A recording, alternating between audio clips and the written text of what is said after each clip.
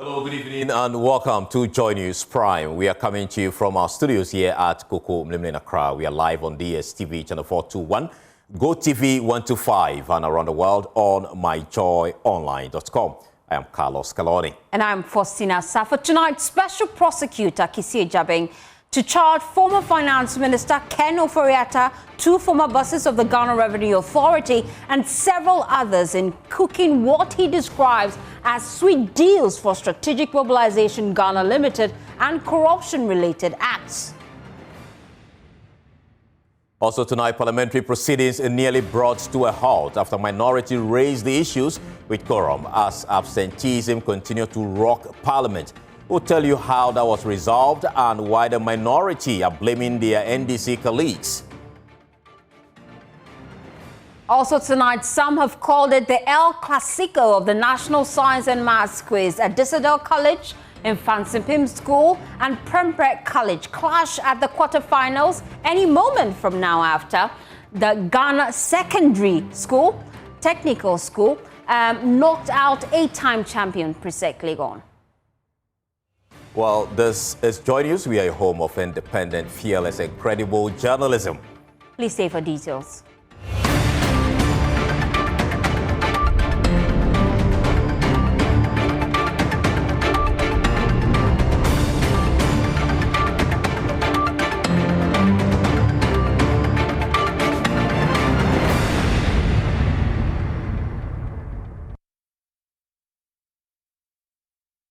Grateful for your time here on Joy News Prime. Now, the Office of the Special Prosecutor says it will charge former Finance Minister Ken Ofori-Atta and other high-profile individuals by the end of November 2025 over the alleged involvement in the controversial Strategic Mobilization Ghana Limited SML contract.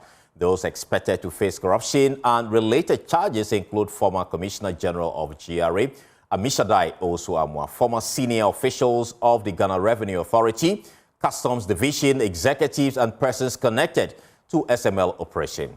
The Special Prosecutor Kisi Jabing said the individuals were complicit in facilitating and approving automatic payment running into billions of cedis to the company despite little to no evidence of work done. According to the Special Prosecutor, the charges will be comprehensive and based on months of forensic analysis, including data retrieved from computer servers, financial records, and communication exchanges between key actors. Following persons with various corruption and corruption-related offenses before the end of November 2025. 1. Kenneth Nanayao Ofori-Atta, former Minister of Finance. 2. Ernest Akori, Chef de Cabinet to Kenneth Nanayao Ofori-Atta as Minister of Finance. 3. Emmanuel Kofinti, former Commissioner General of Ghana Revenue Authority. 4. Amishadai Osu-Amwa, former Commissioner General of Ghana Revenue Authority. 5. Isaac Krenzel, former Commissioner of the Customs Division of Ghana Revenue Authority and General Manager of Strategic Mobilization Ghana Limited. 6. Kwejo Damwa, former Commissioner of the Customs Division of Ghana Revenue Authority and Member of Parliament for German South constituency. As part of the process, the OSP will seek to recover the financial loss caused to the Republic from the persons listed above. Well, Kisi Jabing also revealed that following months of investigation, the OSP has ordered SML to refund 125 million Ghana cedis to the state. The amount, he said, represents an unjust enrichment derived from automatic payments that were not tied to actual performance. According to the OSP, the refund represents a disgorgement of unjust enrichment, which were monies SML received automatically from the Ghana Revenue Authority between 2018 and 2024 without verifiable performance under its revenue assurance contracts. Now, the payments the OSP found were processed monthly without proper verification, audit report, or invoices in direct violation of the contract terms. Also, the OSP will recover a total amount of 125 million cedis from SML by way of a disgorgement of unjust enrichment of overpayment by the return of the benefit of this amount it obtained unfairly at the expense of the Republic. This amount was arrived on two considerations. First, the participation of SML in the public revenue assurance regime was based on largely undeserved automatic payments detached from performance. Second, the figure was adjusted on a quantum meru basis. This is a legal doctrine that developed the English common law as a form of implied contract or quasi-contract to ensure that the person who conferred a benefit on another received compensation, even when no valid contract existed. The courts introduced the doctrine as an equitable remedy to prevent unjust enrichment, recognizing that fairness sometimes required payment even without an enforceable agreement.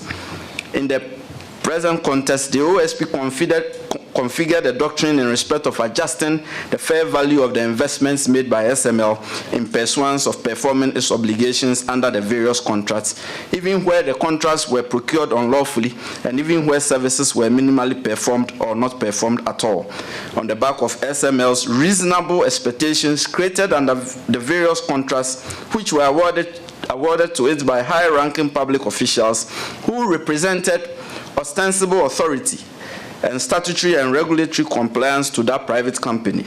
The investments include the setting up and maintenance of two offices by SML, one in Accra and the other in Tema, the hiring of employees, the payment of employees' salaries and attendant statutory payments, the acquisition of vehicles, the acquisition of and installation of ultrasonic meters and automatic tank gauges, and the procurement of a transaction value assessment system, TVAS. Away from that, a fire has razed the entire China City Mall in Kumasi, destroying the mall structure, goods stocks at the facility. The mall is located at Santase and was only opened in 2005, selling all kinds of goods, including home accessories and groceries. It's unclear what ignited the inferno as firefighters worked to douse the flames and subsequently identify the cause. Joining us now for more on this is Emmanuel Bradkwegu, who has been on the ground all day. Emmanuel, finally, has the firefighters been able to douse the flames completely? As we speak now, when we're leaving the scene, there were still pockets of the fire at the facility. That's because earlier, as we indicated, there was a bit of a challenge in accessing water to the place. And so the fire tenders had to move around to find the nearest water source so they can fill the fire tender to quickly come to the facility to douse the fire. But as we were leaving, there were still some pockets of fire within the facility. And also because the firefighters were putting in frantic efforts, they were actually not able to go within the premises or go within the facility itself. And so they were not able to douse the fire completely. But as I was leaving the scene earlier, I saw some drip machines, some excavators, that had come to the facility to ensure that the structure, the debris of the devastation will be pulled down. In fact, the regional commander of the Ghana National Fire Service indicated that the entire building would collapse, and so they didn't want their firemen to enter the premises, the debris of the fire devastation. And so for them, we are waiting for the excavator to actually pull down the entire facility. In fact, the families or the owners of this particular facility, we've tried so much to speak with them, but because they were visibly distraught and they didn't want to engage the media to really ascertain in quantity the cost that is involved with that investment that have been consumed by this devastating fire. And then so far, has the fire service given any hint as to the cause of the inferno? As we speak now, they have not been able, because we earlier indicated that the fire started at the backside. As I was leaving the scene, the fire was still within that area. So they have not been able to get to the backside of the facility to really understand circumstances that led to this devastating fire. So for now, we do not have any preliminary cause, or let's say the actual cause of the fire. Thank you so much, Emmanuel Bright-Kweku. Let's now take you to Parliament, because tonight proceedings in the House was nearly brought to an end after the minority raised the issues with quorum. Parliament has been continuously rocked with absenteeism, with the Speaker warning MPs yesterday if they fail to show up for work, their seat will be declared vacant. At the time proceedings started earlier this afternoon, there were just about 70 MPs on the floor. Deputy Minority Whip Habib Idrisu took notice and raised the issue. To Constitution to continue with this parliament. Mr. Speaker, I so pray that the right thing is being done. Yesterday, you cautioned all of us. Media houses carried it, that if we are not serious to continue business, we shouldn't let Ghanaians think safe. And at the moment, out of 276, we are only 70 in the chamber, and the Constitution have made it clear. So, Mr. Speaker, I urge you to apply the rules as stated in Article 102 of the 1992 Constitution. MP for Tamale North and Deputy Minister for Roads and Highways, Al-Hassan Suhini, took issue with the minority raising issues of quorum when there were only a handful of NPP MPs on the floor. I think that it is a huge indictment on the leadership of the House, especially my brother, who is also the chief whip, the deputy chief whip, the deputy whip of the minority side. When I look on their side, I do not see their members present, Mr. Speaker. Mr. Speaker, the facts, Mr. Speaker, Mr. Speaker, the facts, Mr. Speaker, the perks that they enjoy as leaders is to ensure that they also, especially as whips, they ensure that their members are present. Mr. Speaker, this house is not made up of only majority members of Parliament. This house is made up of two parties, and we expect that our numbers be present, but we also expect that the minority that have also been voted to represent their constituents are marshaled to be in the House. So, Mr. Speaker, I am disappointed in the leadership of the whip that he's not able to whip his side to be on the floor, and he's advertising it the way he's doing. Well, the majority chief whip sought to explain why the attendance has been poor. Yesterday, we did business, government business. We conducted government business on this floor. Now, please, Speaker, please. This is the evidence of what happened yesterday. Yesterday, there were 176 members of this House. 176. The records will bear us out. So the propaganda that the mighty minority are absent is not borne out by the records.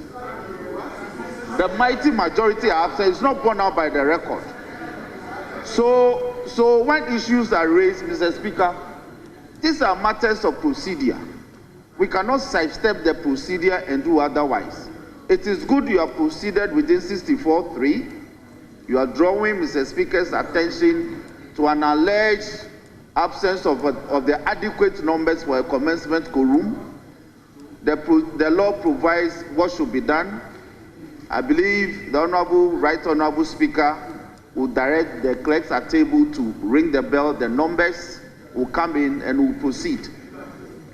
Now, Mr. Speaker, having said this, I believe that yesterday you had cause to encourage members to attend upon the House at 2 p.m. Speaker, before we adjourn, the records will bear me out that I drew the attention of leadership of committees. Speaker, we have discovered that leaders of committees are arranging committee business in the afternoon, when we have all agreed that committee businesses should be arranged in the morning. MP for Damango, Samuel Abujinapo, believes that the issue is squarely at the doorstep of the NDC side. They have the numbers by themselves to form a quorum to do business. They have the numbers by themselves to form a quorum to take decisions. They have the numbers by themselves to form a quorum to even take fundamental decisions, which requires 2/3 of all members of parliament. And as one of them once said, they can run this 9th parliament without the minority. And therefore, the question that many Ghanaians are asking, why are they not attending to the House? Why are they not taking their business as members of parliament seriously? And why are they not showing up? And why is this majority turning out to be an absentee majority?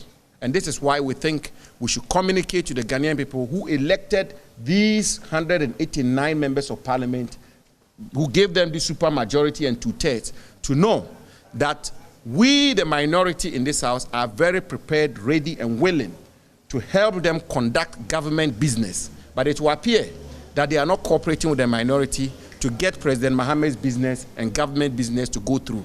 And when that happens, it's the Ghanaian people who suffer. Today, on the order paper, we have a litany of important bills and important items which are required to be considered and taken by the House to get government business to move forward. And yet, we have had to wait to grapple with the issue of quorum. I want to conclude by making one other point. One will say that some of them are ministers. There's foreign minister, there's that, and they travel and all of that. But the point is, you have this big majority, and so even if the system ministers President Mahama has are all members of parliament, and all of them even are unable to attend to parliament, you have enough numbers, sufficient numbers to form quorum, to have quorum to conduct business, to have quorum to take decisions, and to ensure that the work of the legislature moves on smoothly. Let's stay a bit longer in Parliament because the minority on the Defence and Interior Committee has condemned the assault of a pharmacy attendant and a woman by a soldier at a pharmacy at Burma Camp here in Accra. The reaction adds to the growing wave of public outrage on social and mainstream media following the circulation of disturbing footage of the incident. The attack, which occurred around 6:30 p.m. yesterday, shows the soldier storming into the pharmacy in a fit of rage after being denied the opportunity to return a medication he bought. We'll hear from the minority shortly, though. But first, Maxwell Agbagba of our security desk has been analyzing the CCTV footage and has more in the following report.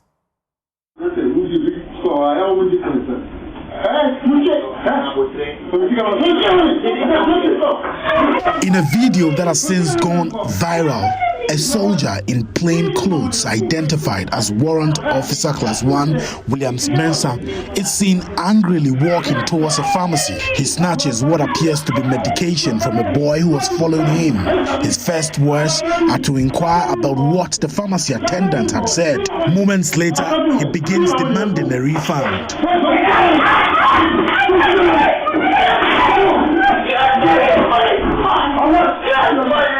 The pharmacy attendant is heard pleading with him to be patient, but the soldier continues to insist on getting his money back.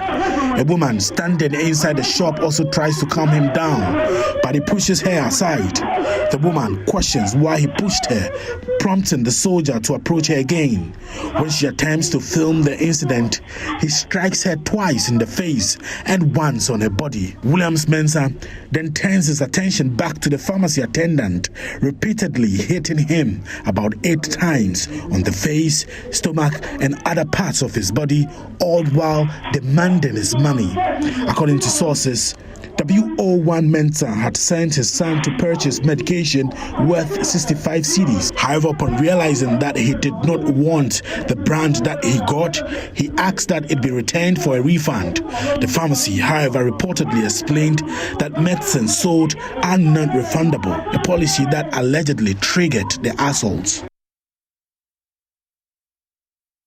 The Pharmaceutical Society of Ghana has described the incident as barbaric, reprehensible and utterly unacceptable. It is urging the Ghana Police Service and the Ghana Armed Forces to ensure that the matter is pursued to its logical conclusion. Let's bring you details of that statement now from the Pharmaceutical Council. It's coming up on your screens right now with them raising concerns about the conduct of this military personnel. We just brought you footages on your screens right now, showing some of the key happenings on your screens. We showed you just exactly how it happened. That footage is on circulation on social media, already sparking public outrage, really, with some civil society groups calling for him to not just be stripped of the title of a military officer, but also jailed. And already there are concerns about the psychological state of the pharmacy attendant as well as individuals in that shop. Concerns have been raised that it's indeed time for government to pick this up and ensure that they receive all the necessary psychological aid after this incident. But the statement from the Pharmaceutical Council, we now have it on your screens there. They have noted with concern, really, the video in circulation, and they're raising concerns about the conduct of the individual in question. Now, according to the Pharmaceutical Council, they've identified the individual as Warrant Officer Class 1 Mensa Williams, and he physically assaulted a pharmacy personnel and a female client at E-Pride Chemist premises at Burma Camp in Accra. Now, the Pharmaceutical Council has been to E-Pride Chemist to verify firsthand the reports in the media. The pharmaceutical care team at the pharmacy have been assured of our support and commitment to ensure justice for the victim. The society unequivocally condemns this barbaric, reprehensible and utterly unacceptable act of violence perpetrated against pharmacy personnel and a client. Such conduct not only violates the fundamental human rights and dignity of the victims, but also constitutes a grave affront to public trust and the sanctity of the healthcare system. If we just move down to point 6, they're imploring the Ghana Police Service and the Ghana Armed Forces to pursue this matter to its logical conclusion. And that statement is on all our social media handles. Meanwhile, the minority on the Defense and Interior Committee has also issued a strong condemnation describing the assault as unwarranted, barbaric, and one that must not be condoned. Here is Ranking Member Reverend John Ntemfadjo. We condemn this incident that occurred, the soldier that was seen clearly in a video assaulting a pharmacist and a client who had just gone to the pharmacy shop. Nobody knows the provocation, but whatever it is, that attack was unwarranted. The assault was barbaric and can never be condoned. But I want to swiftly commend the top hierarchy of the Ghana Armed Forces for the very swift action they've taken, the arrest of the warrant officer and the initial processes they are undertaking. I would also want to see it through to its logical conclusion.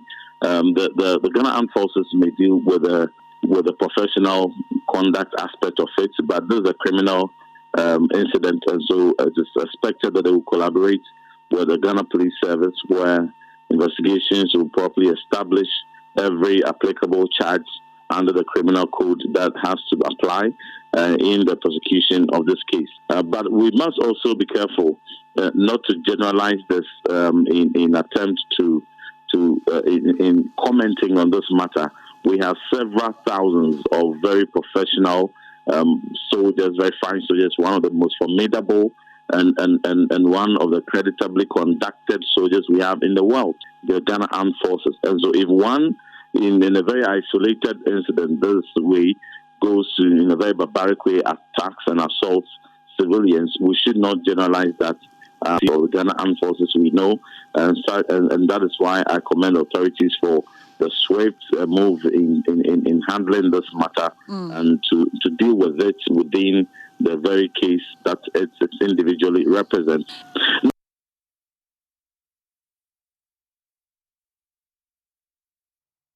You're still watching Joy News Prime. My name is Faustina Saf, and I'm doing this with Carlos Caloni. We'll return shortly with more. Please stay.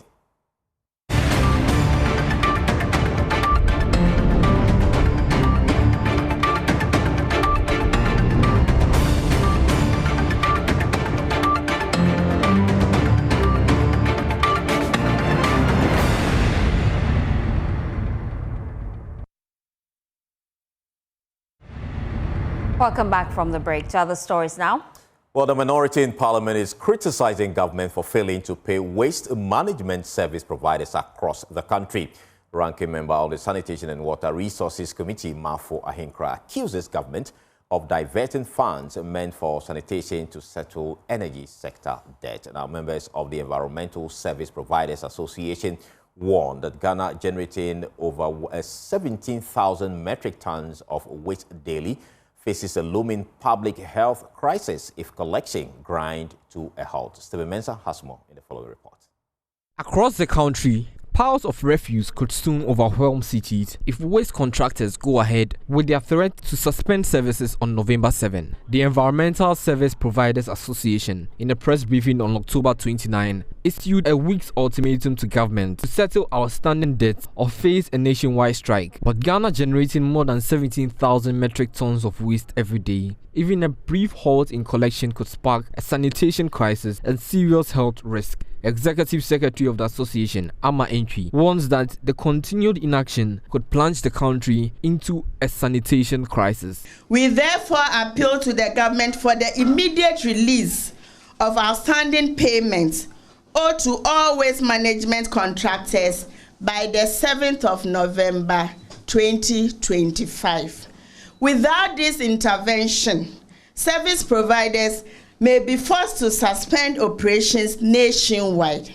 Despite repeated appeals to the ministries of sanitation and local government, payments have not been made. Julius Setre, a National Executive Council member of the association, says many firms can no longer sustain operations without government support. We have been to the local government. We have spoken with the Parliamentary Select Committee on Waste Management, and it was all assurance. But the fact is that the banks are chasing us for their money. The whole country is about 17,220 tons. Once we are seeing the rainy season, and every Ghanaian is expecting to keep his house clean, once you keep your waste in the house, that is why we have to collect it. But the minority in Parliament is blaming government for the crisis, accusing it of diverting funds meant for sanitation to settle debts in the energy sector. Mafo Ahinkra is a ranking member on Parliament Select Committee on Sanitation and Water Resources. There is no fund that is dedicated for waste management. So definitely there is going to be problems. So they are justified to say that if you don't pay us, we will not continue to work.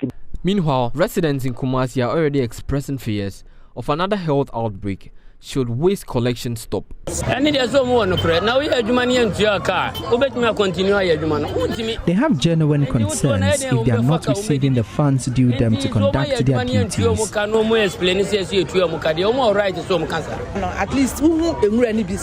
I think our attitude also makes the work difficult for them.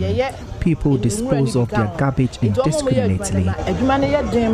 Health emergency in waiting. Reporting for Joy News, Stephen Mensah.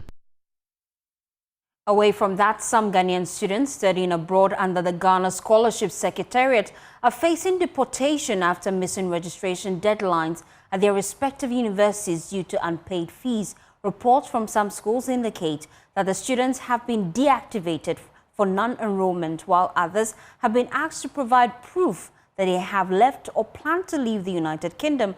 Joy News has been speaking to some of the affected students. One of them shared how she was forced to leave the examination hall over unpaid fees. At the moment, my situation is a very dicey one.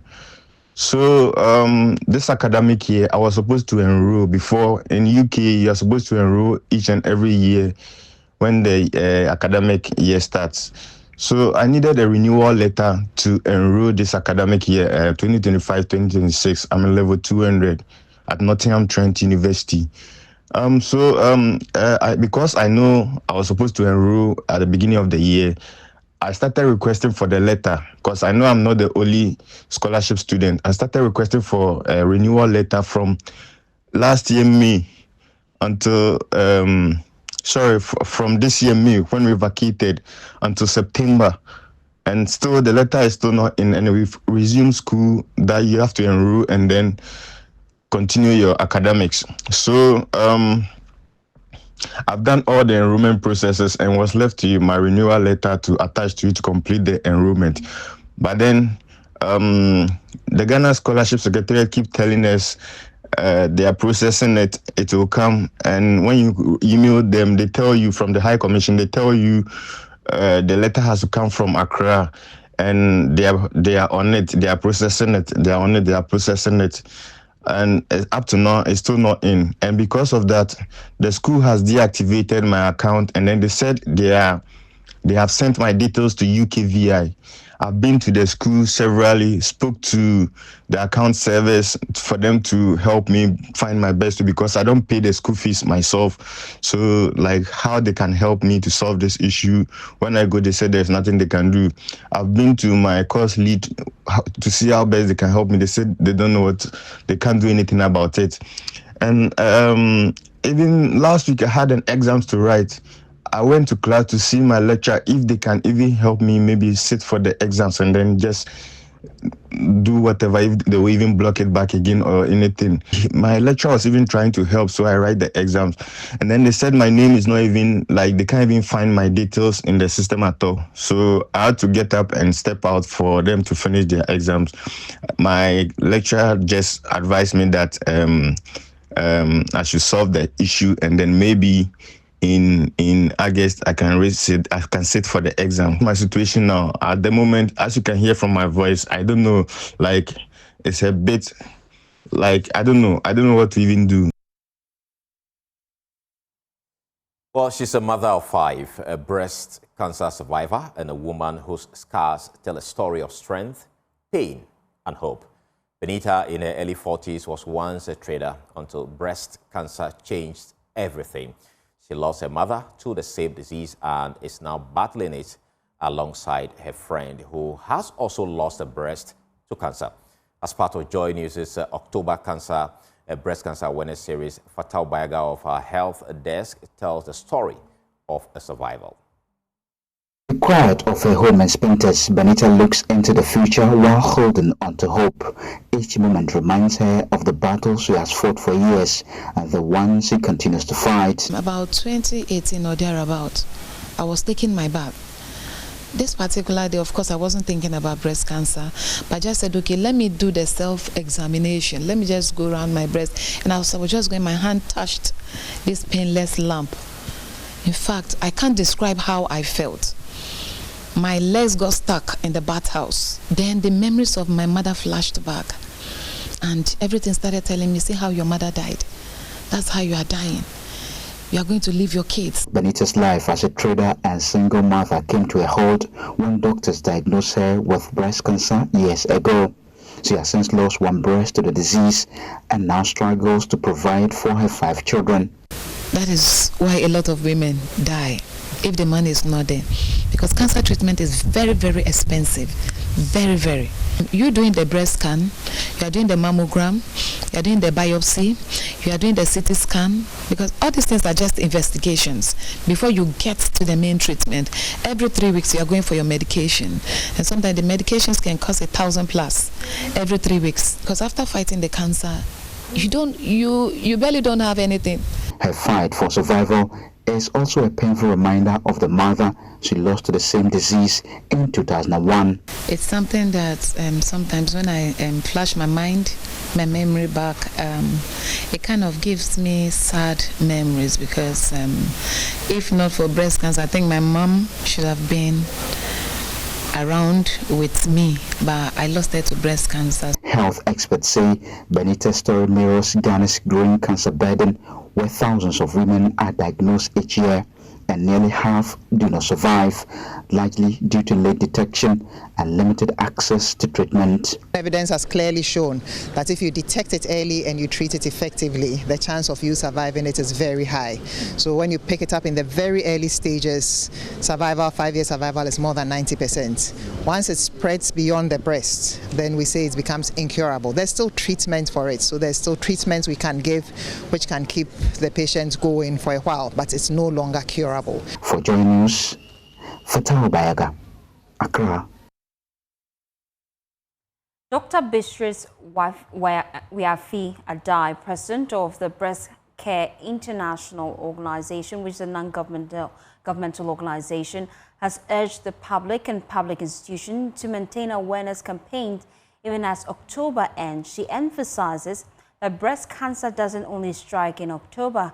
Therefore, frequent sensitization is needed to minimize the cases and deaths. Speaking to Joy News at a sensitization event at the Ghana School of Law, Dr. Dai described organizations that appear only in October for awareness campaigns as, mushrooms, saying such practices do little to advance the fight against the illness. Fatal Bayaga once again with this report.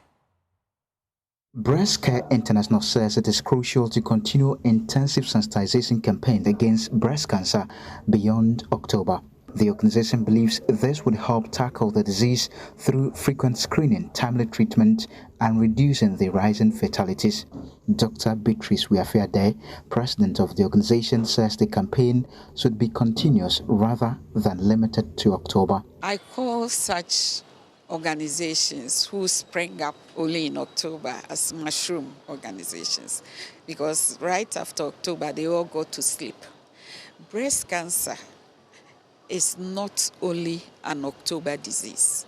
Breast cancer can strike any day, and according to our mortality rate, every day in Ghana, more than 6 women die from breast cancer every day. She also called on the government to purchase mammography machines for regional hospitals so women do not have to travel long distances to access treatment. I also talk about providing mammography machines in all the regional hospitals.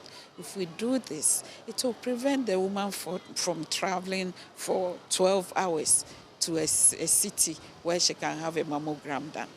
This simple machine can save a lot of lives. Nana Opokuwari, president of the Ghana School of Law, said it was important to collaborate with the organization to sensitize students about the condition given its deadly nature. So for the first time in history, we as the SRC, we saw that the month of October is a month used to celebrate women, and then how important it is to check breast cancer, early detection. And so we thought that as part of our corporate social responsibility, we take on this action, not just to educate our students, but our mothers and aunties who are just across this noble institution. The organization also held a sensitization session at the Federated Commodities Limited to raise awareness among staff. Managing Director Hajia Maria Adamu Zibu says the initiative seeks to address the challenges the illness poses for her employees. And so we've been doing this for the past 3 years, and we believe that we've been having impact. Today the numbers are very encouraging. I'm very happy to see the number of staff and especially students and people from the neighborhood have joined us to make sure that we are creating awareness and we are well educated to be able to take good care of ourselves. For Joy News, Fatal Bayaga, Accra.